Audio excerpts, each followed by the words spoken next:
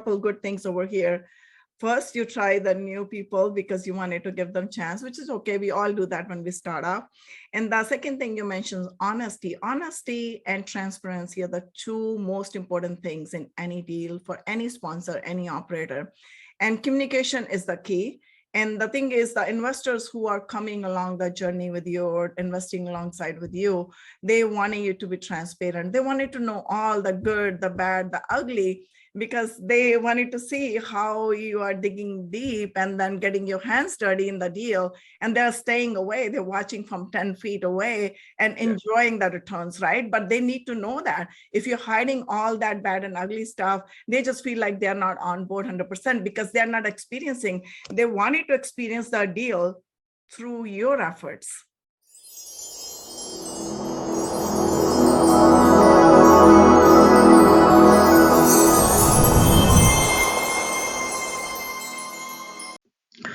This session is strictly for educational purposes and should not be considered as a legal, accounting, or investment advice. If you have any legal questions, please consult with your own attorney, financial advisor, and CPA. And this session is strictly for educational purposes only. Good morning, everybody, and welcome to another session of Learn and Grow. And today we have a very special guest, my good friend Trevor with us. Trevor is an experienced investor with 20 syndications under his belt, includes 6 full cycles, and has served as a general partner for 5 syndications. With 45 years of experience as a vice president, he has opened and operated various transaction type businesses, including 46 of 80 iFly indoor skydiving locations worldwide. His passion for real estate investing has led him to become an active sponsor and VP investor engagement at Massive Capital. Through this role, he aims to help 1,000 people achieve financial independence through real estate investing. He is a dedicated learner and continually connects with like-minded individuals to grow his knowledge and skills. Welcome, Trevor. I'm super excited to have you with us. I'm so excited to be here. I've been missing your meetings and I want to get here more often.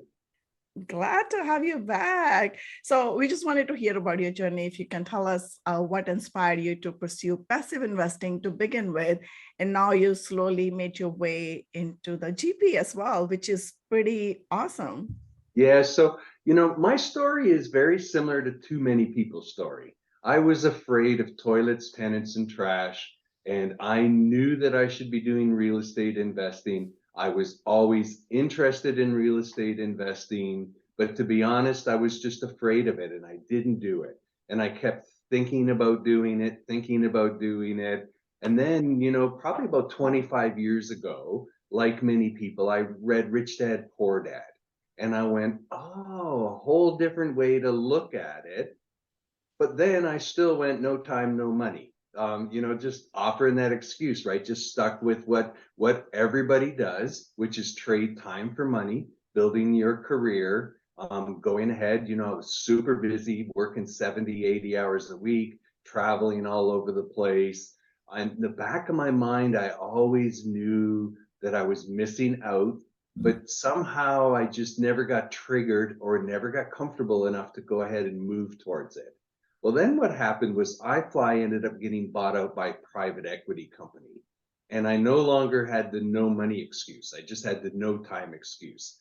And I got killed on income tax, right? Which happens if you're just living for your ordinary income and you have some sort of cash event, you get killed. So, I had a few passive investments, but nothing big. Even at that time, work didn't even have a 401k program. So, I was really just living what I'm going to call paycheck to paycheck. And then I said, okay, that's it.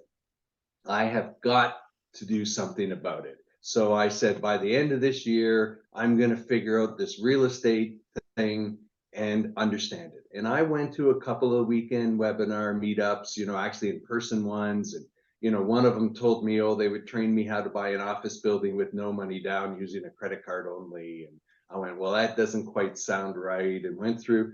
And then I finally was educated about apartment syndication. And it was like, poof, somebody opened my brain.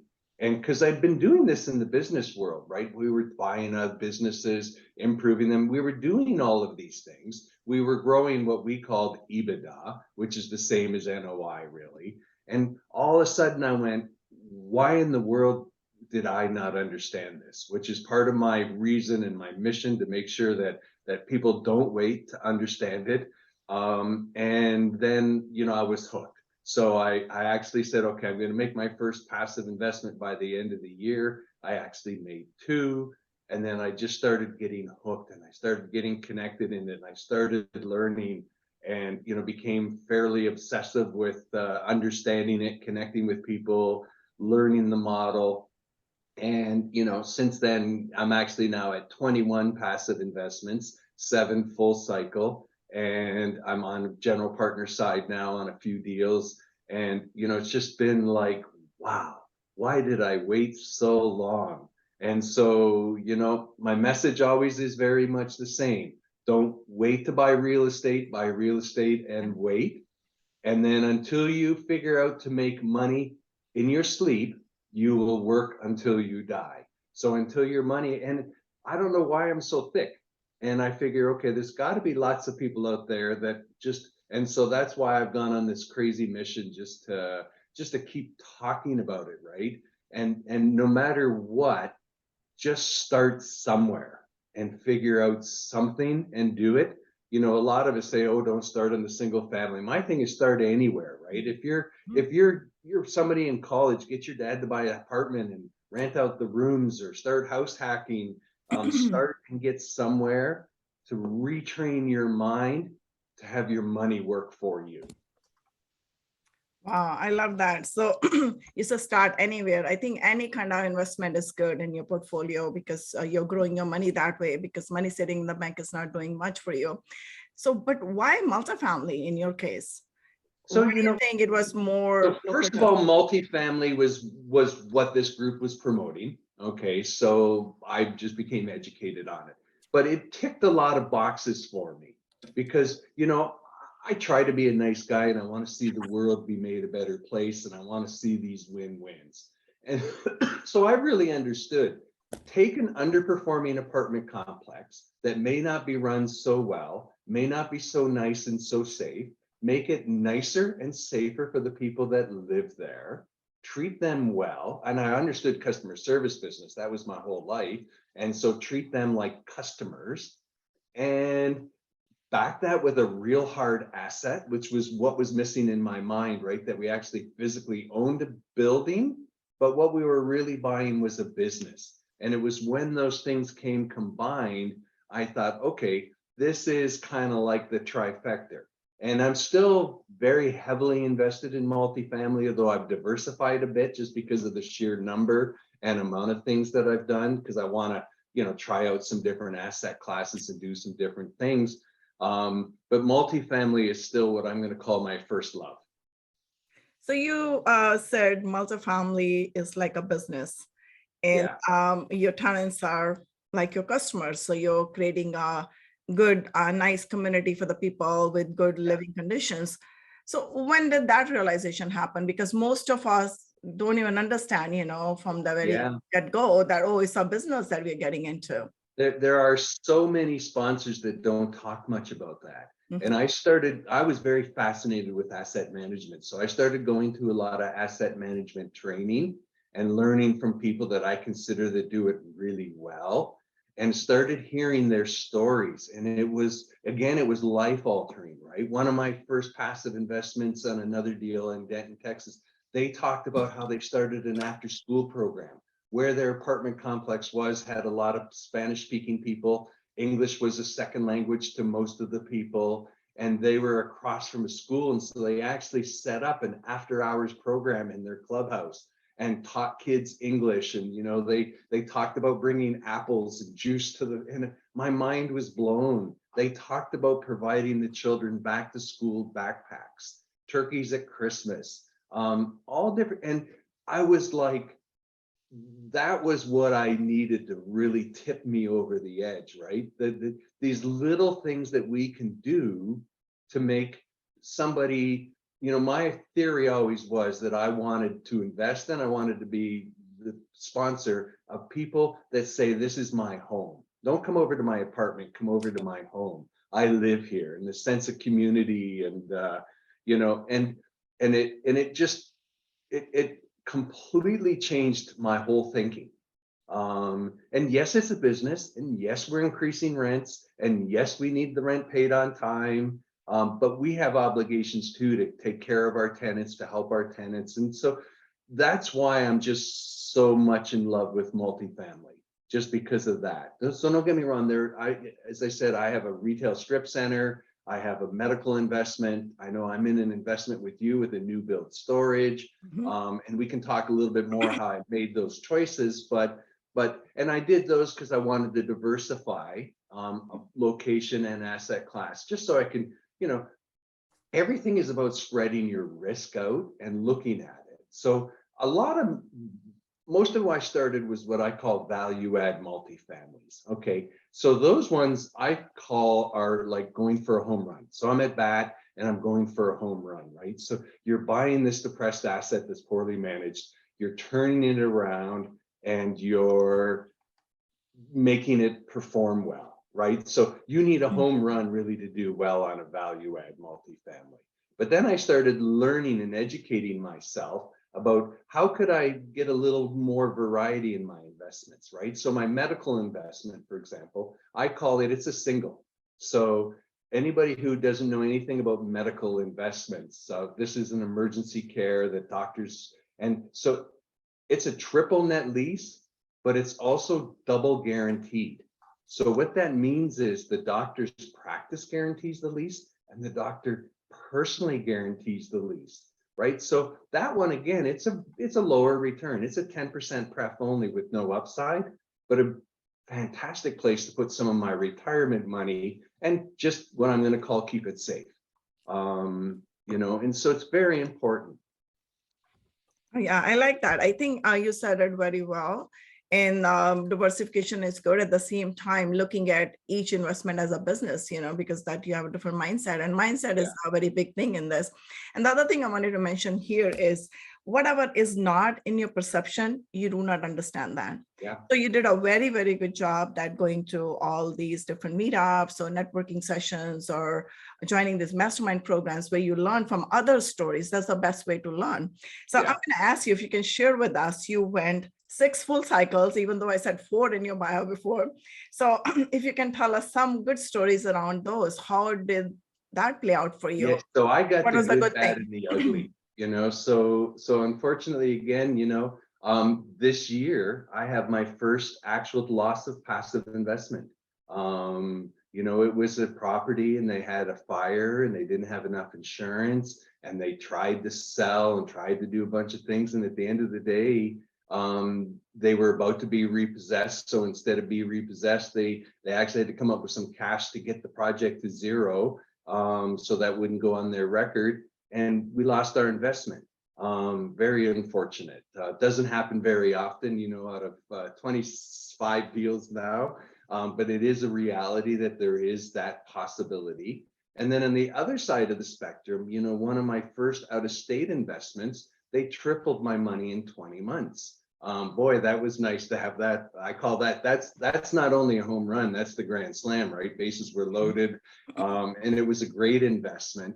And of course, I invested right away as soon as I get that money back with that same sponsor, because you just get that confidence level up, right?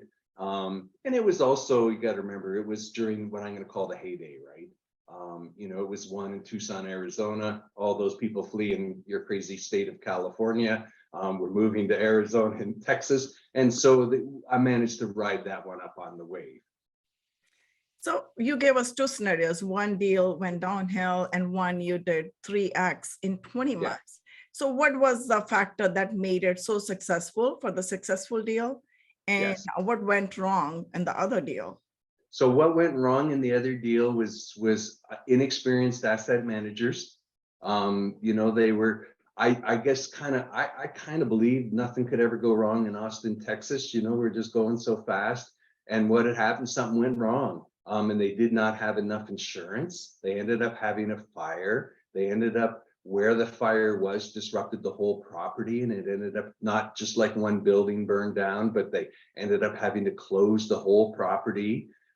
Then they had it up for sale, and it dragged on for 5 months, and then the sale didn't go through. So just what I'm going to call a series of very unfortunate events that happened.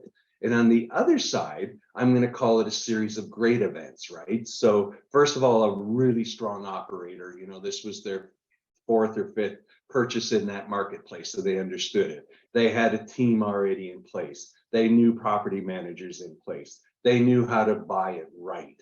And then, of course, we managed to sell it at a time when before interest rates started to go crazy, right? What was happening with the Austin deal? They were trying to sell it, but it wasn't working at 7-8% for an unperforming, because especially if you have an unperforming asset, your interest rates and your loan to value are so low, they just couldn't get out of it. Interesting. So you had the experience, good and bad, very early on. So can you share with us what are the good things in a strong Well, the operator? bad just happened this year, so 5 years in. So I've 5 been years on a in. good roll. Okay. I've been on a good roll till then, and everything else, I'm going to call it performed as expected. So everything else, was in the 15 to 20% IRR rate, right? The one deal I have that's underperforming right now was a retail strip center, and we closed March 15th, 2020, so sort of bad timing.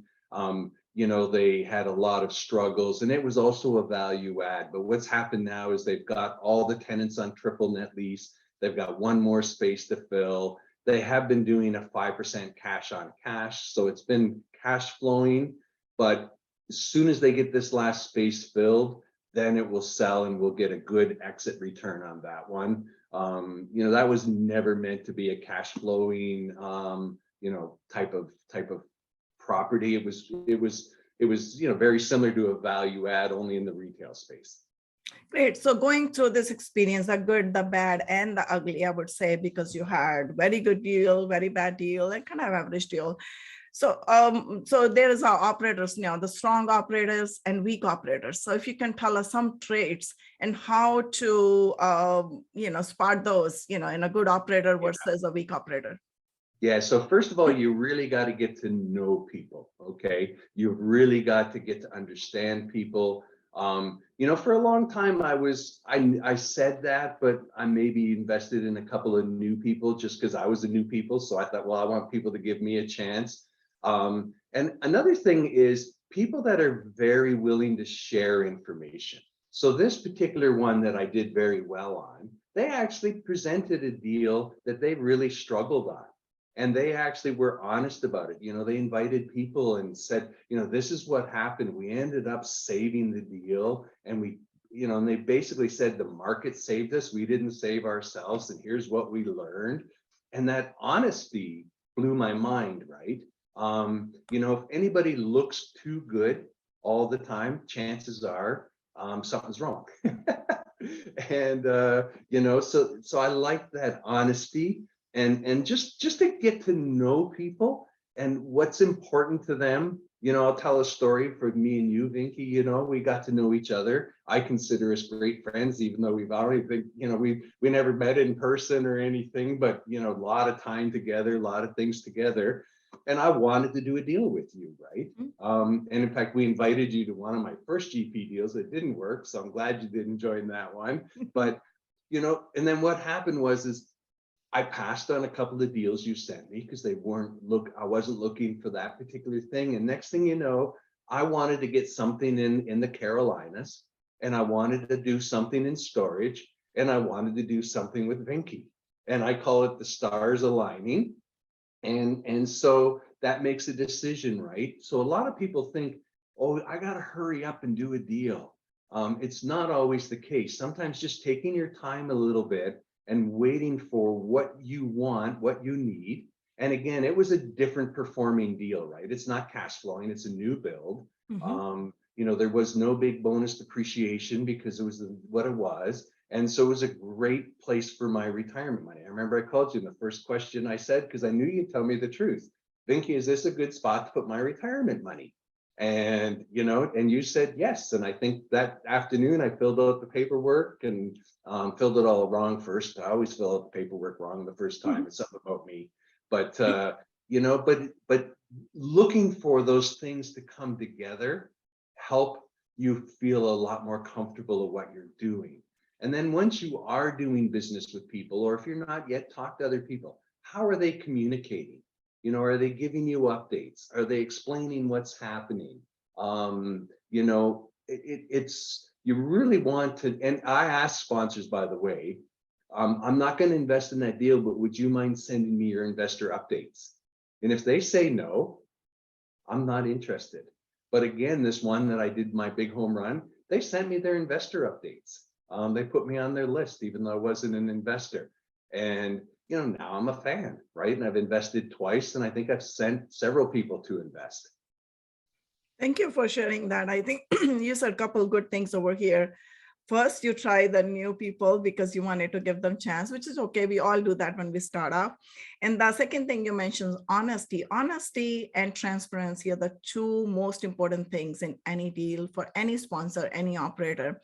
And communication is the key. And the thing is, the investors who are coming along the journey with you or investing alongside with you, they wanted you to be transparent. They wanted to know all the good, the bad, the ugly, because they wanted to see how you are digging deep and then getting your hands dirty in the deal. And they're staying away. They're watching from 10 feet away and enjoying the returns, right? But they need to know that if you're hiding all that bad and ugly stuff, they just feel like they're not on board 100% because they're not experiencing. They wanted to experience the deal through your efforts. Yeah. That's very important. That's what we have to understand, being in this position. So, and also, do they take your calls and answer your questions? Like, or if you said, again, I was on a deal, it was terrible. Nobody was communicating with me. I actually sent them a note saying, have you lost my money, or am I making any money? And they never replied. And they said, you're making money. And I said, well, could I please have some proof I'm making money? And their email back was nothing. I sent them again and they said, would you like to be bought out? And I emailed back, absolutely, make me an offer. Never replied. And then a few months later, they actually did buy me out. They bought all of us out. And it was a deal that was the opposite of what happened at COVID. A lot of things went well for other properties or things. This particular one, their buy box in Texas, this was a single family fund, and their buy box blew up and they couldn't buy anything. And because it made no sense, it was basically they were buying everything on what they call the 1% rule. Well, the 1% rule disappeared when Texas real estate doubled in 2 years. So since we're talking about the due diligence for the sponsor, the operators, I'm going to ask you this question over here. What are some of the misconceptions that passive investors have regarding the passive investing? There is so much hesitation to get started. So what advice would you give? I know you kind of researched and then you thought, this is my right time. I'm going to go ahead and jump in. I'm going to try that out. But a lot of people, they're just sitting on the sidelines waiting for an opportunity. But unless they take an action or make a move, that might not happen for years, Yeah. So again, at some point, you just have to do it, right? At some point, I've been doing this for 5 years. I consider myself pretty smart, and I'm still not really smart enough, right, to be trusted on my own, in theory, because there's so many factors to consider. There's so many things in the world. So at some point, you just have to do it, right? And again, you've got to remember, 25 investments. Okay, I've had one that hasn't worked, and on the whole, even my good, bad, and uglies and the people, even the one that they never communicated with me, I got a 5% cash on cash with my money. And again, that looks better when it's not 7% inflation rate. But again, it worked out all okay, right? Because real estate does appreciate, and a lot of people, you got to make sure you understand real estate is not a get rich quick game. Real estate is time and money. Right? Time and money, letting your money work for you over time. And then, just making sure. So again, I think the most important thing is to ask around if you don't know. If you're new and you're starting, I went to everybody's webinars, and then I would find people on the webinars, that seem to know the sponsor and reach out to them and say, would you mind telling me, something about this person?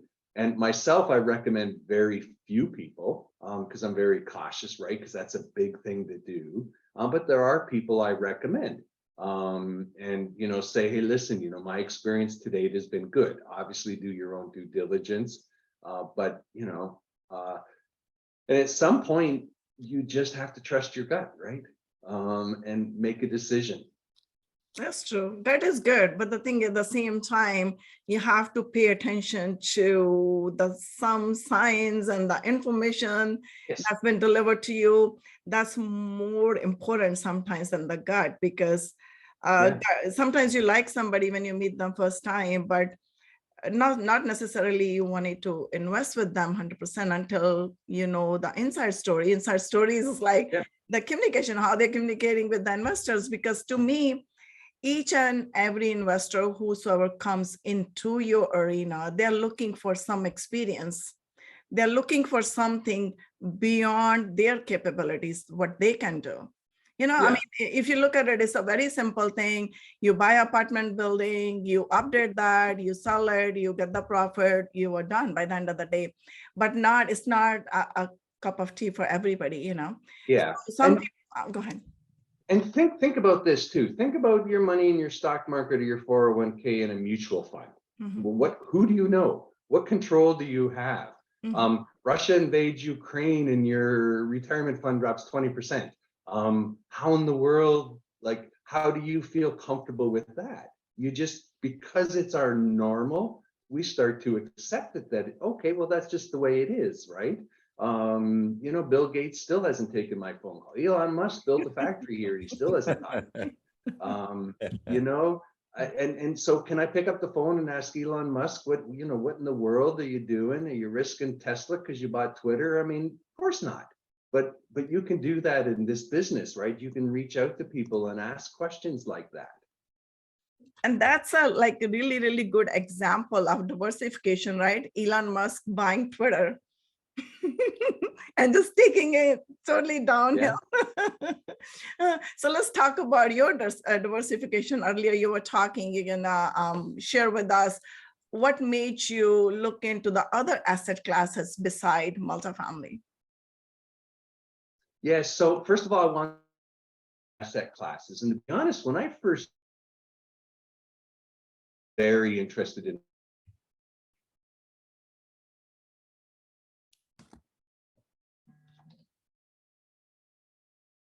if somebody came in and put a business in there and their family runs it. But since COVID, I'm a little spooked on retail and office, though that was something that always interested me.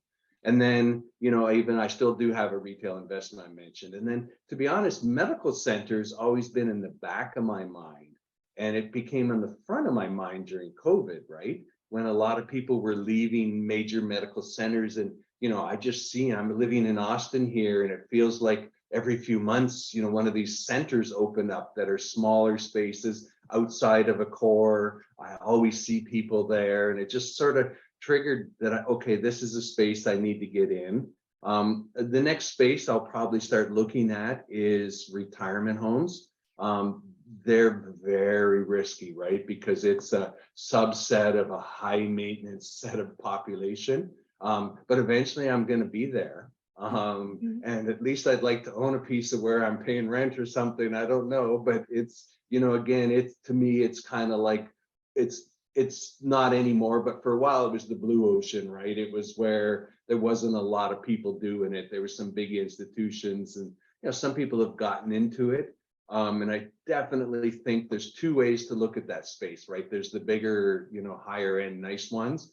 And then there's these ones now that some friends of mine are doing, where they're homes and, that one is, again, very operator dependent, but it's a space, we're all getting older, right, in America. So it's a space that's going to have some room to grow. And, I actually spent a lot of energy looking at it during COVID, trying to buy old hotels and turn them into nursing homes. And it was terrifying. If you don't know what you're doing, it was a real good way to flush everybody's money down the toilet. And so I backed off real quick. That's true. So I probably spent 4 or 5 months really looking at it. I was gonna buy like that old extended stay at, because it didn't need to be a great geographic area.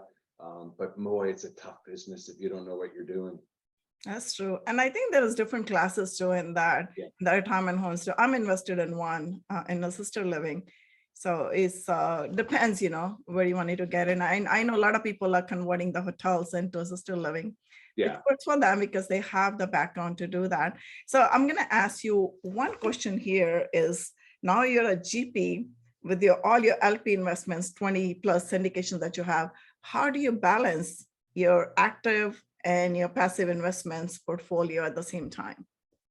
Yeah. So my goal is to always be passive outside of my own. I'm never going to have all of my eggs in my own basket. I just don't think that makes sense, right? I've got to believe that there's people and asset classes that will do a better job even than me, even though I think I do a good job. And then some markets I want to be in. And I'm still learning from those passive investments.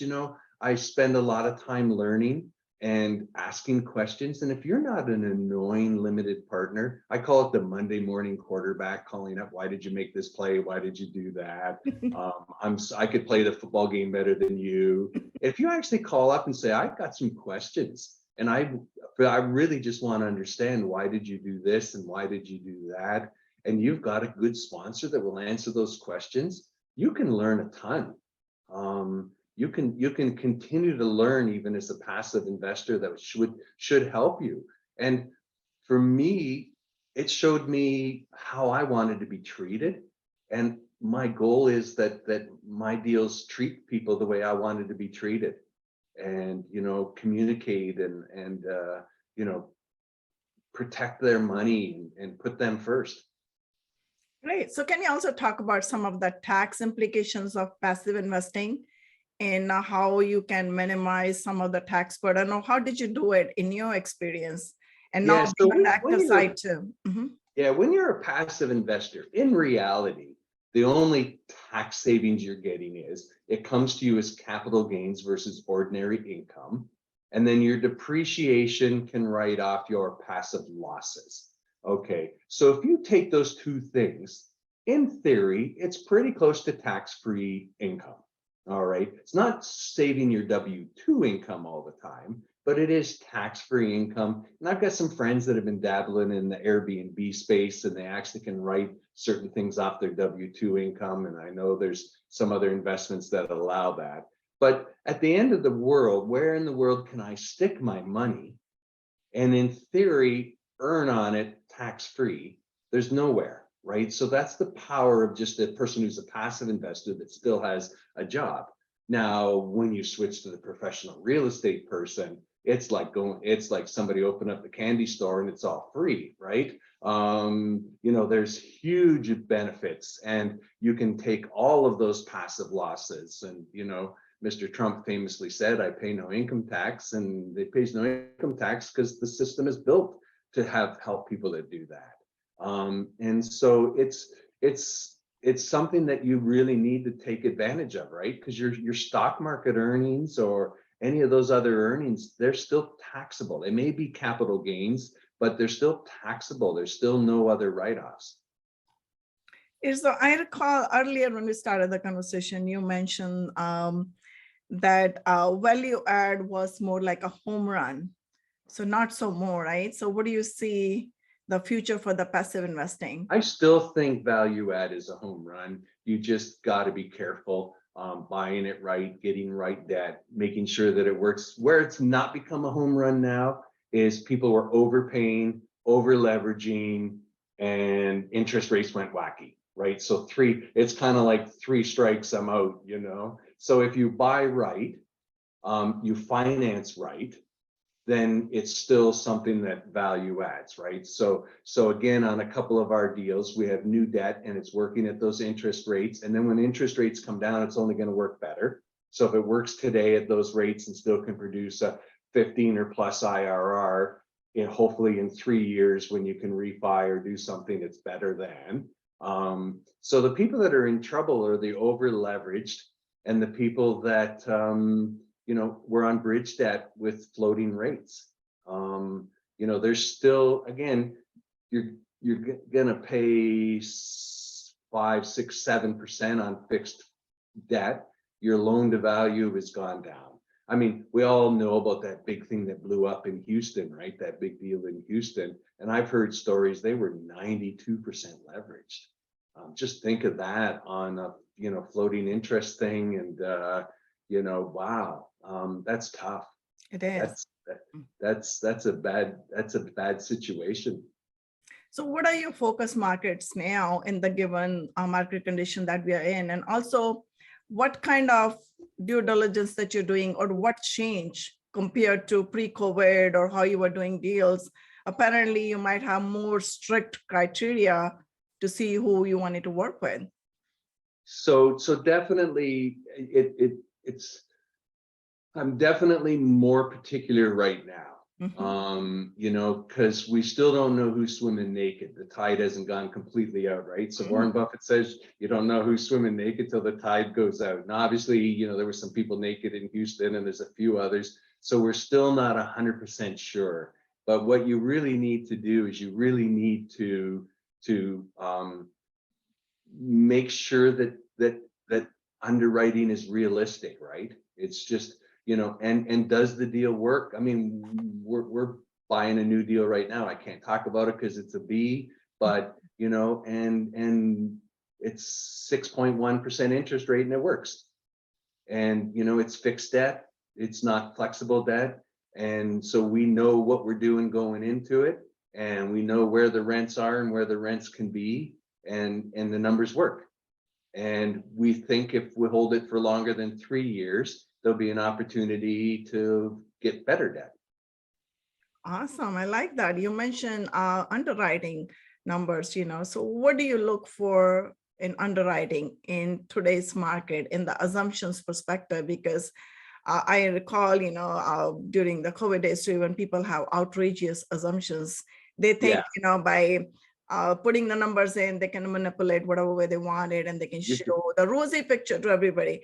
But, what would you advise to my audience, our audience, what they should look for?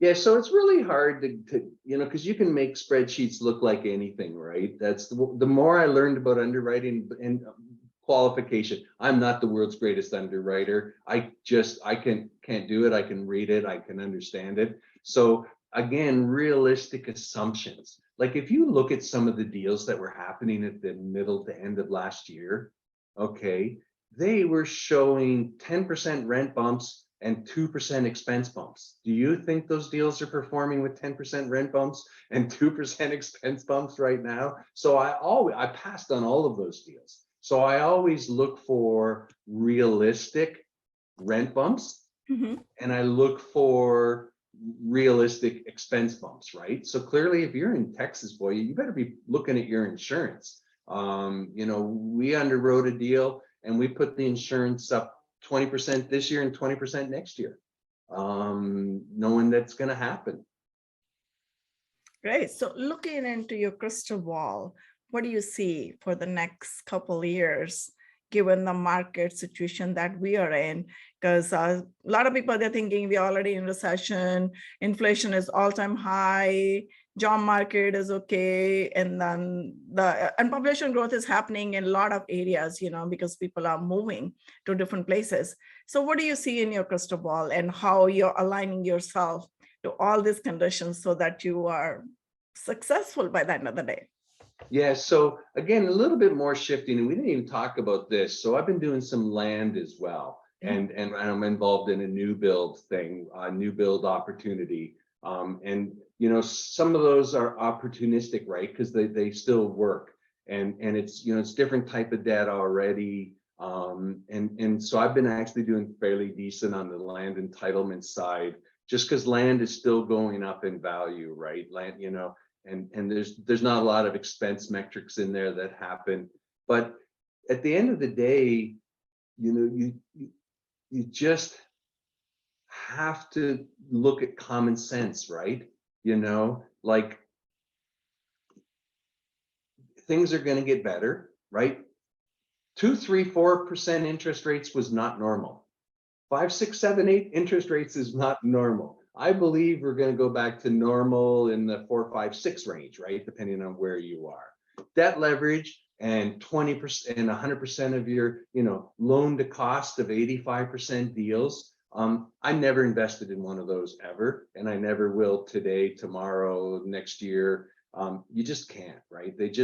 They're too much of a teetering on one thing going wrong and the thing tumbles down. I think there's going to be more buying opportunities because there's still great properties that have poor debt structure or poor operators. And, they're going to be able to be bought at the right price. Awesome. I love it. All the information. Thanks for sharing your insight. I'm going to open it up for everybody. Anybody has any question for Trevor, please raise your hand. I'll bring you to the spotlight. Yes, Trevor. Yes. You talked about the investment that you had. This was the negative one that did not work out. And I think you said that that was a fire. That's correct. And they did not have enough replacement insurance. Okay. Now, was that before the pandemic or after? It just happened. The fire happened in the summer of last year, and they struggled, limped along, tried to sell it, and then they fell through. And then it basically, it was January of this year. They sold it at a loss. Okay. And I think just to follow up on that same property, I assume it was a value add and they had a bridge loan. That's correct. Okay. Now you jumped to the day. I think you said that you're working on the property now. I think you said 4, 5, 6% interest rate, something like that. Is that a value add, a bridge loan involved with that? No, it's a fixed debt loan. So it was an assumption of a fixed debt loan. Okay. So you're assuming this one. That's correct. It was a loan assumption. It was just over 5%. So good on today's terms, bad when it was 3, but it is a fixed debt. It's not a flexible debt. Okay, I got you. Yeah, and fixed debt is very important, because you got to know, right? And again, who'd ever thought this would happen? Yeah, that's true. Anybody ever think this? I think I'm a moderately smart guy. I never saw, that somebody got a loan at 4.2% and now it's going to be 6.2%. Yeah, that's true. And I just want to still follow up on that because a lot of us got into the market because of the value adds, as you said earlier, and it is attractive. And of course, you could double your money in, shall we say, a very short time, most times less than 5 years. Yeah. And so it was quite attractive. And a lot of us got into the market. So we sort of hooked at that value add level. Now we've gotten to today's market and we're trying to figure out, of course, the newer properties are a lot more attractive, but we can't forget about the value adds in those days and the monies that we made on them. So I'm just trying to get you to throw something at me. Do you think that day will return again? Oh, I definitely think it will, but it will be 2 to 3 years. Because I think, again, value add deals work when you don't do something really crazy. Okay, so value add deals work if you're not like at a 92% leverage we talked about, right? You're at a decent leverage and you've got a decent cap rate or you've got a fixed rate, then they work. Where they don't work, just because of what happened, right? That again, I'm on 2 other deals and their cap rate's expiring, and they did a capital call to buy a new cap rate, because they just didn't have enough money to buy it. Yeah. And I still believe those are value add deals. We're just not going to get our money in 3 to 5 years. It's probably going to be 5 to 6. Okay. And I still think we'll do well because I still think the world will go back to closer to normal and they'll be able to sell. Because again, if you're in a high growth market, so everywhere I've invested, I'm not in a sub market, right? I'm in Austin, I'm in Dallas, I'm in, the Carolina, I'm in high growth markets with no indication that something's going to slow down in those markets, right? Okay, I agree with you there. And you also said about the interest rates, and of course, being very, very sharp on your underwriting. And I'm sorry, not interest rate, the insurance rates. Yeah. Is that a steady increase every year? Because we keep talking about insurance, and that's a constant conversation. And do you continue to see it going up the way it's been going? So I hope not. Texas is crazy. I got a friend who went from $300 a door to $900 a door. Yes. And it's really hurting them, really hurting them. And it's very challenging, to pass it along. I hope it doesn't keep going up, but it's tough in right now in Texas is tough. A lot of people don't realize this. You remember we had a snowstorm 2 years ago called the Snowgeddon? That was a larger insurance claim than Katrina. Think about that. Katrina was a pretty big insurance claim, right? A lot of devastation. So eventually things will normalize. I believe insurance companies are somewhat regulated that, they have to at least show their loss runs to justify their increases. So I don't think it's going to go way down, but I'm hoping there's normalization. Okay, very good. Thank you. Thanks, Ken. So you mentioned capital call, Trevor, earlier. Yes. So what happened? Why was there a capital call, and how it was communicated to the investors? Yeah, so it was all done poorly, unfortunately. They sort of slowed down on their communications, and then they did a webinar that the link didn't work, and then they sent a recording out. And then I actually did a one-on-one call with the whole GP team just because I'm pushy, and and I actually was pretty hard on them. And I put my money in because I want to stay with the deal, right? But I'll be honest, I had 2 capital calls. One, I don't think they made it big enough, which is crazy, right? I should give you more money because I think you're going to ask again. And every time they ask, there's less likelihood of people ponying up to the capital call. But both of those were to buy a new cap rate to protect the increase of interest rates. So both of those were, we don't have enough money. And if we don't buy a cap rate again, we're going to be, cash flow negative. So the investor participated in the capital call? They did. They have not reported yet, which I've asked how many of us did. And again, the one, I thought they didn't do a big enough cash call. I thought they should have done larger because I think they had some more issues than just the cap rate. I think this is a good thing to talk about and think about when people are investing. Try to find the sponsors or the operators with the deeper pockets at this time in this market, especially, and not to invest with anybody who cannot support their own deals, because the investors, they don't like to put more money in the sinking ship. So I have Kalina. She has a question. So hi there. Please go ahead. Hi, Trevor. Hello. I understand you have diversified your investments not only in the different real estate class properties, but also in different states.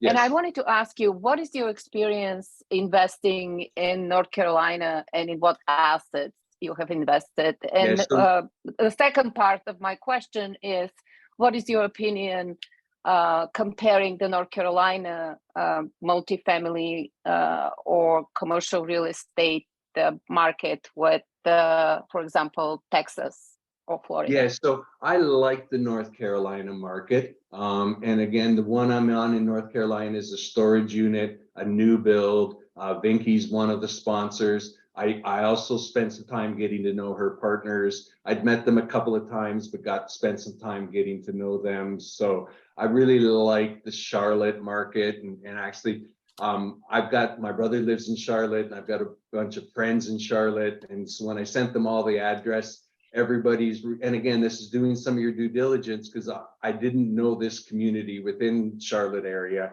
Everybody said, wow, that's a hot market. That was the answer. Wow, that's a hot market. Everybody's moving there. Everybody's moving there. So I did that. And I think Charlotte is a really strong, good, steady economy. It's a little different than Texas. Texas is like so huge, right? That we've got room to grow. Where Charlotte, you're on top of people a little bit more, and it just doesn't there may be there, I've just not seen them. There's not as many value add deals there. Because a lot of it has been newer built. We're in Texas, man. We got a lot of 1960s properties for sale, like a lot of them. And you know, so Great. Great, thank you. yeah. Any follow-up questions, Kalina? I do have one more question for Trevor. Once you finish, I'm sorry, go ahead. That's okay. I understand that your only investment in North Carolina is in the Charlotte area and That's correct. storage unit, not multifamily, correct? That's correct. That is correct. Yes. And I have one active investment in Columbia, South Carolina. And that's my only 2 investments in the Carolinas, although I like the market. I know, I love it too. And excellent. And why do you love the Carolinas market so much in comparison to, let's say, Texas or Florida? Well, I like the similarities of Texas. So you gotta remember, like 70% of my investments are in Texas, 80% I'll probably. So I'm very heavily Texas investment. So I wanted some spread, and I'm looking for pro-business, big growth markets. And Carolinas are pro-business, and they are great growth markets. Yes. You know, with a mixture of good, sustainable working class people and high net worth people. It's just got that nice mix that I like. That's true. I can. Excellent. Thank you. And there is Yeah. 250 people moving to Charlotte every day. Yeah, To it's add a to high that. growth market. It's a you high know? growth market, really, really good. I think both South and North Carolina both are good markets, Yeah. depending upon even what sub-market you're targeting. And then I actually have a deal at current as well that I'm raising for. It's a 506C, and anybody wants to look at it, it's still open. Any more questions, Kalina? I do have one more if she's finished. I think she is. I think Oh. she is. I am finished. Thank you. Appreciate it. Thanks, Kalina. I'm going to move you back, and let me bring Ken back in. So Ken, go ahead. Yes, Trevor. We talked about the current deal you're working on, and it's a loan assumption. I think my question is, in your loan assumption, are you looking for at least 3 years fixed or higher, or in that general area? Yeah, so both of the deals I'm in, one has 6 fixed and one has 7 years fixed. So Very still good. a long time. Very good. Yeah, and the one, unfortunately, all the interest only's out. So again, you know, that makes cash flow tougher. But the other deal still has some interest only left on it. Okay, thank you. And again, it's knowing where you are, what your payment is, and it's you know where you are. And right now, that's super important because a lot of people didn't think they'd be where they are today. Okay. Thank you. But it's tougher to do because you got to raise more, and investor money is still the most expensive money. And so it makes it hard to get some of these deals to work. Okay. That's true. I agree, and especially these days in this market, you don't even know how much to raise sometimes because it depends upon the loan, you know, Yeah. what percentage you're getting. So that's kind of squeezing, and the raise is getting kind of higher. So it's like a little bit tricky situation in today's state. And then pref work sometimes in this kind of market. So any more questions for Trevor? If not, Trevor, can you please share your contact information? Yeah, How I can put people it in reach the out to you? chat. Yep, I can stick it there again just to be safe. And I got this new fancy thing called a link tree. It's like I know what I'm doing here, and it's got everything in there, including a link to book an appointment. That's awesome. I love that. And once again, I'm going to say thank you everybody for joining. We'll see you next week at the same channel. I have another call at the top of the hour, but it was super awesome and very insightful session. Thanks again, Trevor. Oh, it's my pleasure. And I have a Thank good you, Trevor. Bye, So guys. nice to see everybody. Thank you so much for coming out. Bye-bye. Bye.